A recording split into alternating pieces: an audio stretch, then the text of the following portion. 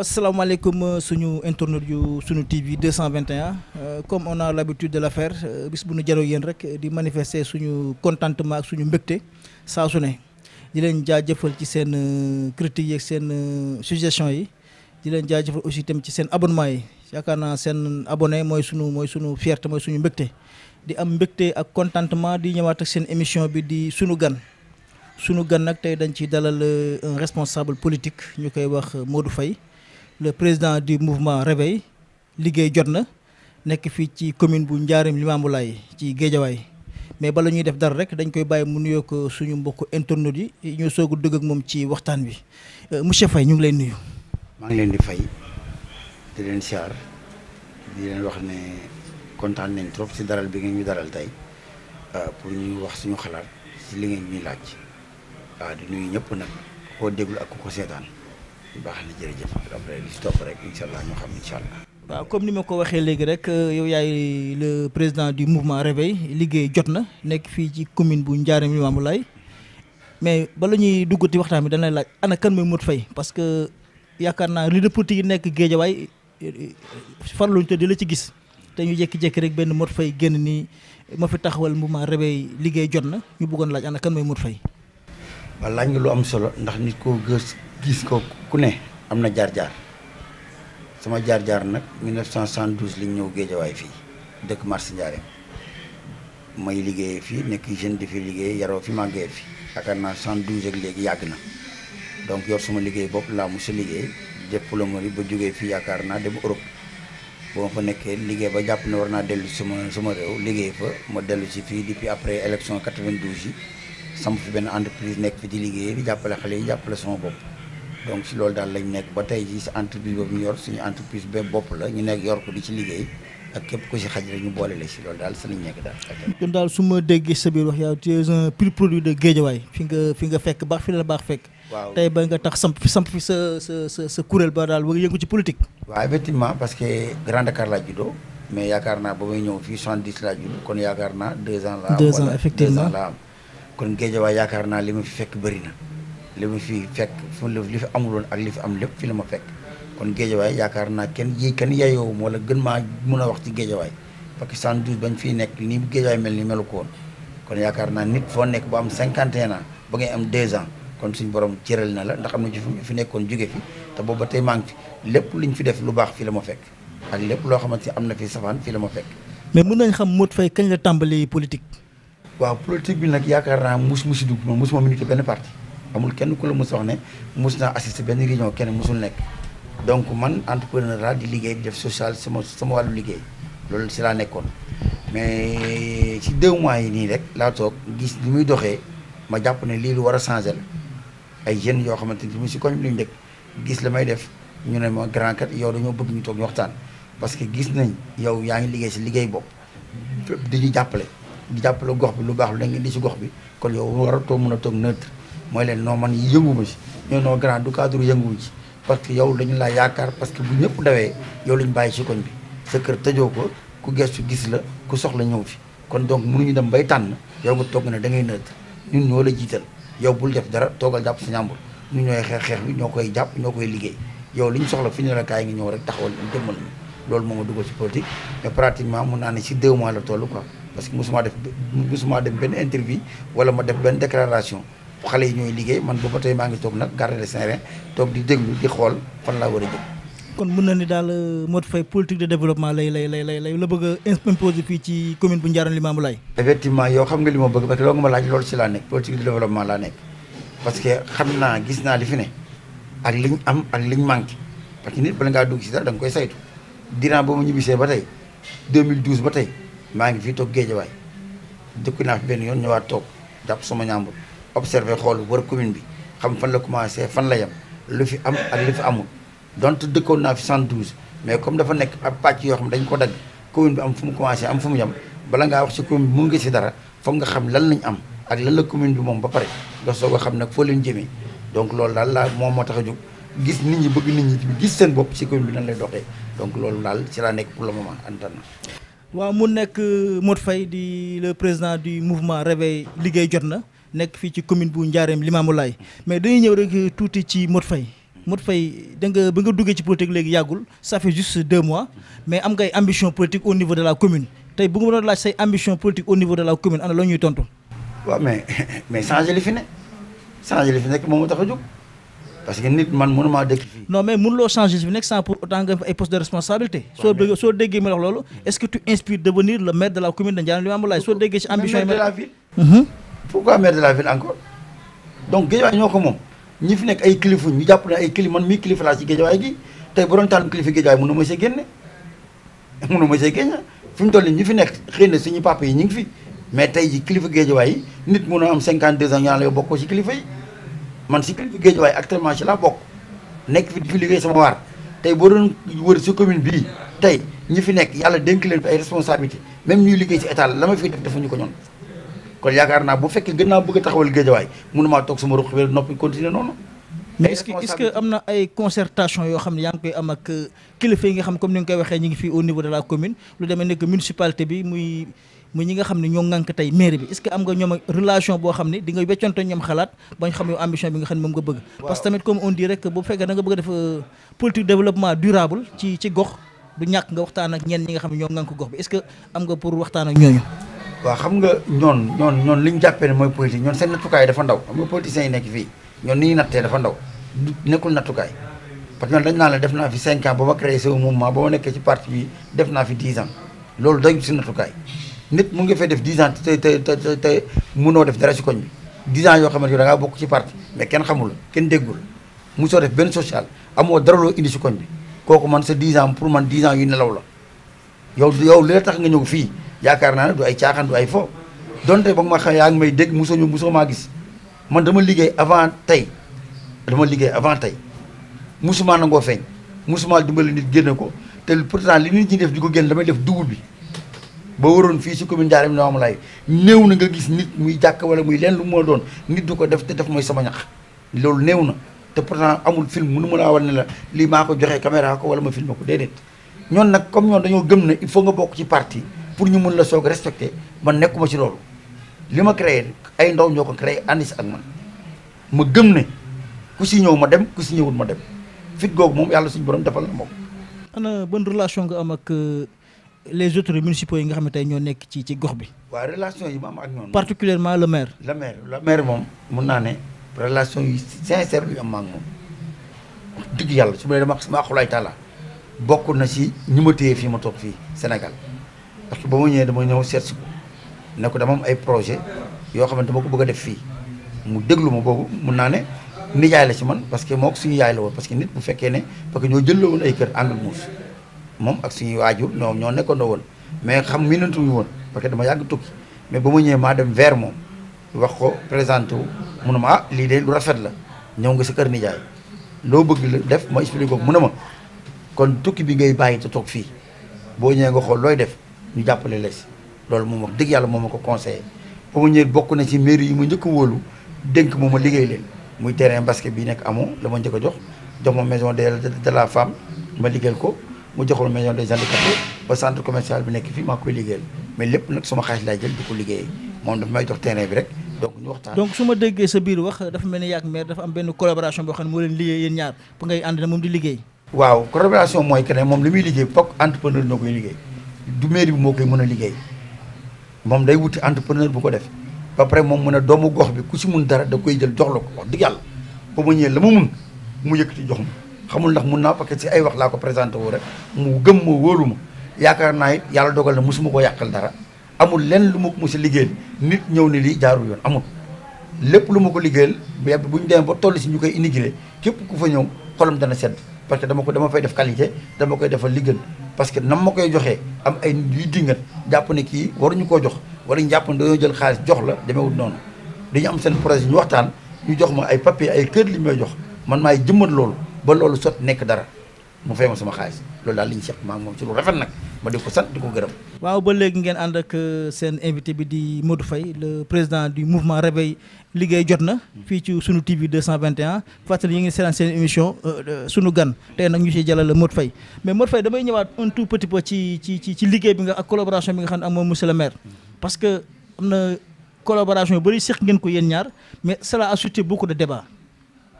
mu nekk ni que population bi d'une part dafa mel ni kontaan nañu ci liggéey bi nga xam ni monsieur le maire mi ngi koy liggéey en collaboration ak Modou Faye ñu bëggoon xam loolu ana ban explication bu kii nga ciy joxe. non comprendre ma population bi si lan lañu. comme y a beaucoup de mouvements yoo xam ne judd nañ. ay mouvements de contestation yoo xam ni judd nañ au niveau de la commune ci construction yi nga xam ni monsieur le maire mi ngi koy def.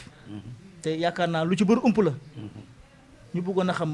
réaction population bi ak travaux yi nga xam ne monsieur le maire mi ngi koy def à leur endroit ana ban explication nga ciy joxe. waaw foofu moom dama lay leeral gi nga sëñ bi man du ma naa fex te maa moom sama bopp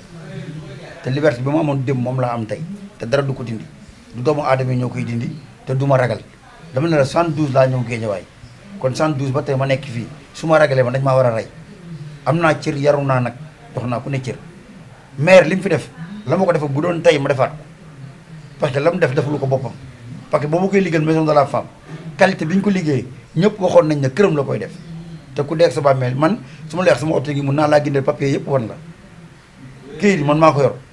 moom yor na mais yor naa maison de la femme dañ koo tabax mu may ko jigéen ñi commune bi la ko may sama jabar samay doom ñëpp si lañ bokk képp dëkk si commune bi si nga bokk mu jël ko jox leen ko moom njabootam nekkuñu si da ko jël jëbbal ko waa commune la ko jël kum neex nag bu la neexee bokk bu la neexee bul bokk waaye lam def loolu leer la man loolu dama jàpp ne plaisir la si man tey ma jàpp ne mu am dara doomu gox bi ñëw tabax ko lu mel noonu def valeur bu mel noonu kooku dañoo war a sant kooku bi def sant ko defal te dëkk si koñ bi beneen maison des handicapés. dagguma la sax ñu ñëw tuuti ci sa collaboration ak monsieur le maire ak slogan bi nga tuddee moom nga tuddee sa mouvement bi parce que da nga ne mouvement réveil liggéey jot na tey nga taxaw benn parti boo xam ne wax dëgg yàlla li nga ko waxee léegi parti jeune la ay xale ñoo la jiital ni la li ngay def ci social bëgg nañ nga instauré ko ci commune bi tey lan moo la teree tey nga ñëw woo monsieur le maire ngeen toog en étroite collaboration nga liggéey gox sa idée moom mu jox la idée ngeen liggéey bu nekk benn intérêt commun parce que boo nee réveil liggéey jot na dafa mel ni ñi fa nekkoon liggéeyuñu woon. waaw non maire moom dañ koy sant gërëm ko ndax fekk naa mu tabax école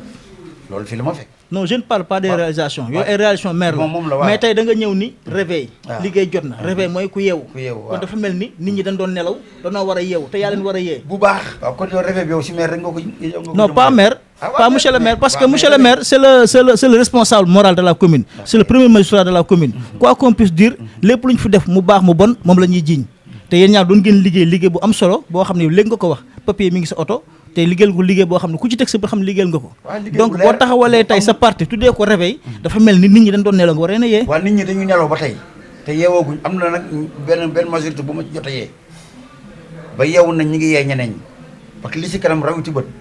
parce que Géejawaay ku ko xool am na luñ manqué am na lu fi nekk am na lu fi amul donte liggéey na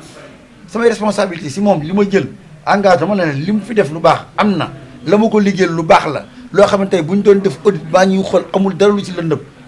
mais jàpp naa fi ñu nekk gunge naa ko ci li mu nekkoon ba lu yaakaar naa ne tey ji moom bu ñu toogoon dama koy xool mu may xool amul dara lu ñaaw dox suñu diggante mais jàpp naa ne ba tey Sénégalais yi Géejawaay ñi ngi nelaw am na lu manqué am na lu fi amul donte maire jàmbaar def na li mu mais loolu manqué est-ce que toog nga waxtaan ceeg moom ni ko léegi lii moom manqué ngeen ànd ci liggéey yéen ñaar non moom lañ fal maire moom lañ fal mooy maire mais collaborateur am nga waaw d'accord liggéeyal naa ko li ma ko defal nit ñaa ngi koy gis mi ngi koy gis te am na satisfaction parce que fu ku ko ñëw ku ne dugg fa jàpp ne ne sant naa fay gërëm naa ko ndax la ma defal qualité la am na ay nit yu dem si mais la nga ko liggéeyal gagnant la parce que da nga ci def sa xaalis liggéey après moom mu fay la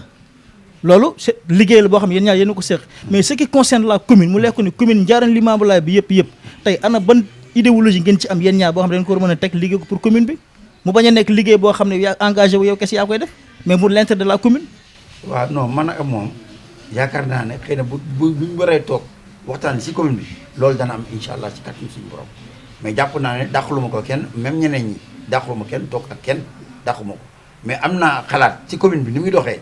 bëgg naa si indi sama xalaat parce que xam nañu ñi ma àndal duñu ay cuune ay xale laa àndal ay jeunes diplômés ay jeunes cadres laa àndal ñoo xamante ni tey ñi fi dëkkoon nekkatuñ fi dëkk Malika tey dañoo tuxu rek seen dëmm tuxu mais seen lépp fii la seen parents yaa ngi fi kon du man kese maa créé mu réveil de réveil ay borom xam maa ci gën a néew xam-xam parce que man wutkatu xaalis laa acteur de développement rek wut xaalis ñëw def loolu laa mun mais ñi ko ŋànk xale yi ko yor jeune cadre ñoo ko yor di ko doxal man damay coordonner rek man coordonnateur laa ci réveil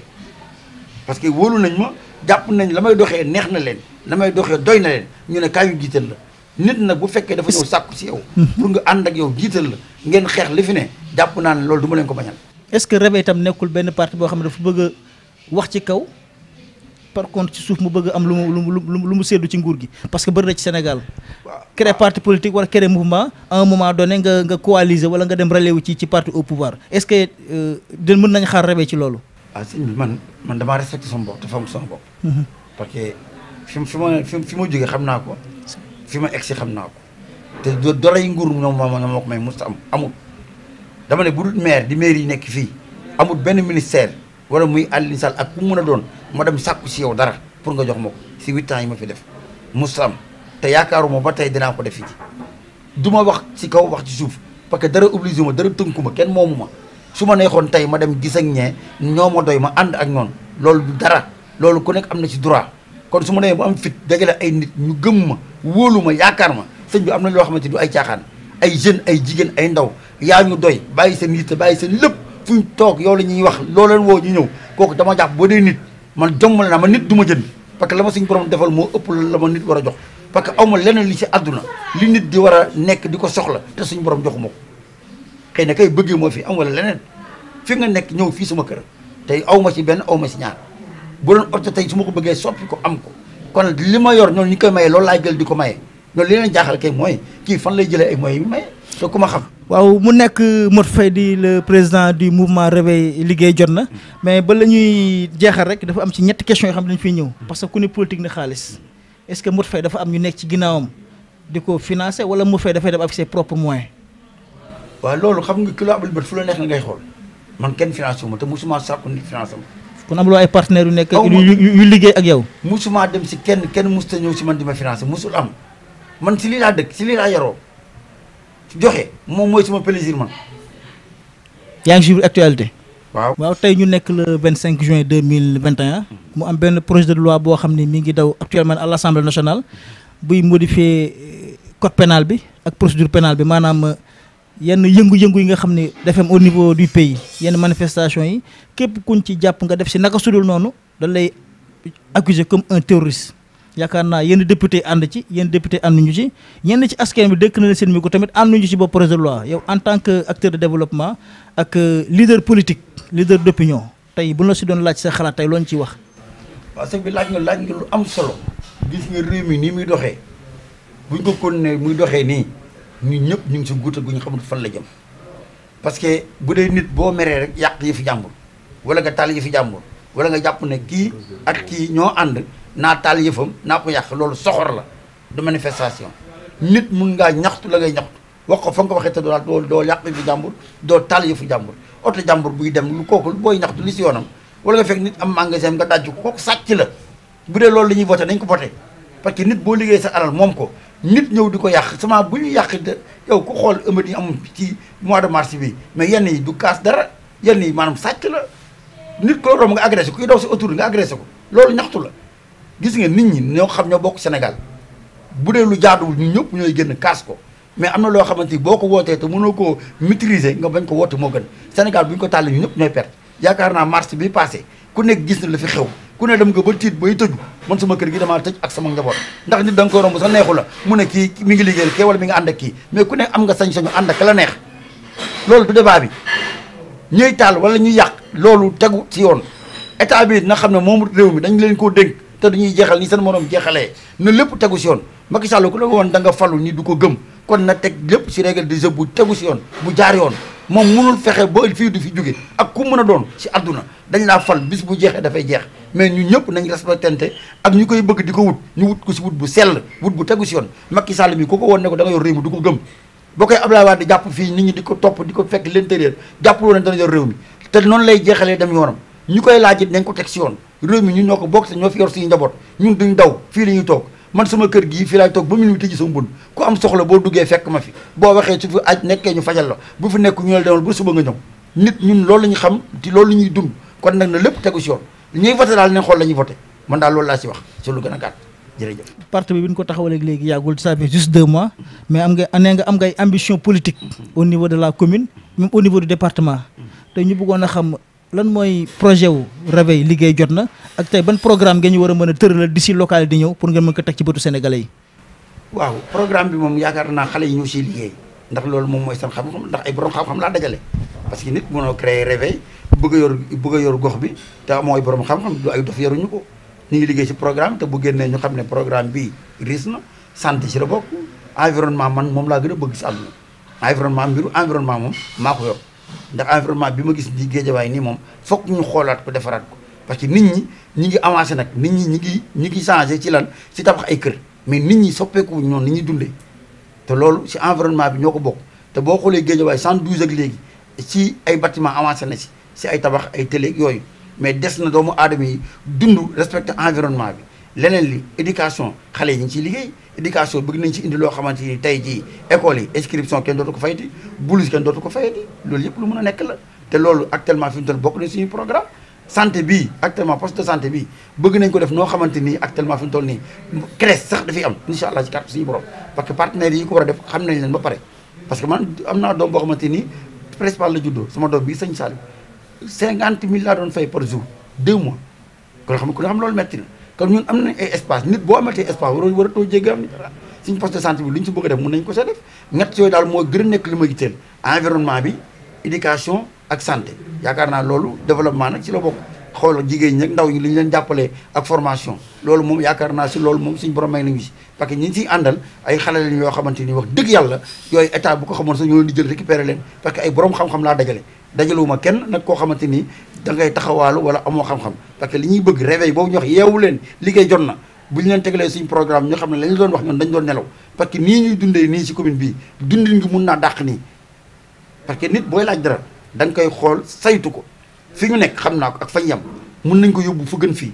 loolu moom du lu may waxantu parce que ba ma fi ñëwee ba tey la ma war man sama wàllu bopp en tant que fay citoyen Ndiarème Limamoulaye la ma mun si yóbbu commune bi si kanam maa ngi si kon nag li des il faut ñu dénk la mbaa ñu jox la nga am sañ-sañu def ko am sañ-sañu def ak sañ-sañu dindi maire bi fi nekk moo ko sañ mais man ama sañ-sañu def ama sañ-sañu dindi mais am na loo xam bis bu tegoon sama loxo am na ay caaxaan yu nekk fi yoo xam ne kenn dootu ko gis te damay bokk si ñu koy xëy dindi ko parce que environnement bi ni mu nekkee nii nit ñi dañ leen bàyyi ak seen sago ñu jàpp ne noonu la ñu war a dundee nit mënuñoo dund 2021 ba fi ñu toll nii nit ñi jàpp ne dañoo war a dëkk ay nag ak i xar gis nga boo waxee yàlla bul wax loolu kenn du la voté environnement bi nii nit ñi di dundee mooy soppeeku te nit ñi foog ñu soppi leen si lañ ne loolu nag il faut ñu am ku am fit ànd ak xale yi am fit waa koñ bi nga toog wax leen population bi xam ne nii ngeen di dundee du dund mu rafet du dund bu ñu war a dundee nga soppi leen defal leen li gën nit ñi bañu de mais dañ leen joxut programme bi gën loolu tax ñuy dundee ni ñuy dundee loolu bokk na ci li may gën a xeex. jërëjëf bu nekkoon seen invité bi di Modou Faye di le président du mouvement Réveil liggéey jot na am ay ambition politique na wax na ko au niveau de la municipalité même au niveau du département ku ne xam na ni li mu wax léegi dafa am solo ci dundu doomu aadama muy l'environnement parce que on ne peut pas vivre sans un environnement sain loolu bokk na ci programme yi nga xam ni nee na évoqué na ko te bëgg na ci liggéey ak la jeunesse de Ndiarème Limamoulaye ñoo ko ciy wax bonne continuation mais bala ñuy def dara rek da lay bàyyi nga tàggatoog sunu mbokku internautes yi ñu soog a tëj débat bi. waaw di sant ñëpp di gërëm ñëpp di leen sant ci occasion bi ngeen ma may pour ma wax ak àdduna sax laay wax parce que seen kii dépassé na Géejawaay parce que gars yi koy suivre vraiment di apprécier ci liggéey bu rafet bi ngeen def àddina nag nii la ay ndaw dañuy créer li ngeen créer ni entreprise la di leen ñaanal yàlla yokku leen ba mu doon télévision parce que nit boo créé wul amoo fit doo dem parce que lii ay investissement la da ngay jël sa alal def si yaay fexe nag nit ñi nañ la bëggee def affaire qualité nit ñi bëgg la jubal si la suñ borom yàlla def mu yokku leen leneen li may tëjee nag mooy dañ maa tuddee lamb muy jëy seen muy bis bu ma fonk parce que boobu ba tey maa ngi toog sama roq di liggéey ma woo képp kuy sama xarit dama la woo invité la fii sama kër même yéen ñii invité naa leen ngeen yendandoo ak man ñu ànd dem lamb ji ñibbisi buñ jàll dimbale na buñ duggee si tabaski bi nag si laay woote gu rëy gi waaye Réveil di xaar si rond-point Mor Fadam maanaam boobaa nag si bu dee nattukaay li ñuy xool wala si nit li ñuy xool wala si nit ku li mu liggéey li ñuy xool si 2 mois yi ma jot a liggéey foofu lu ñu koy nattee wane ko incha allah rabi kàttan suñu borom yéen nag damaa xamul na ma leen def moo tax vraiment ma nangul leen lii tey di leen sant di leen gërëm di leen jaajëfal kon mu nekk exclusivité ci fii ci Sunu TV 221 ñu àndu seen ak Modou Faye le président du Réveil liggéey jot na moo nekkoon sunu gañu tey fii ci émission bi sunu gan di wax la que ni que li ma leen ko waxee bas bu yàlla sàkk rek abonné leen commentaire leen def leen ay critique parce que loolu moo ñuy jëmale ci kanam Modou Faye ñu ngi lay sant di la gërëm ci sa disponibilité bi nga xam ni accordé nga ñu ko ku ne xam ne amuloo jot ndax fan yëpp ñu ngi la doon jéem a tànt mais mënuñu la am mais tey yaakaar naa ci ajuma ji toog di seetaan télé yaakaar naa demuloo fenn moo tax nga accordé ñu temps bi di la ci sant di la ci gërëm di leen jox dig daje rek beneen yoon ci beneen invité ak ci beneen émission ki nekkoon ci réalisation bi muy Abdou Khadre Seck ki nekkoon ci présentation bi di seen xarit Mbaye Babacar Abdou Khadre Seck nag assisté par Alassane Ndiaye yaakaar naa loolu la leen indiloon fii ci émission sunu gan di leen jox dig daje beneen yoon jërë ngeen jëf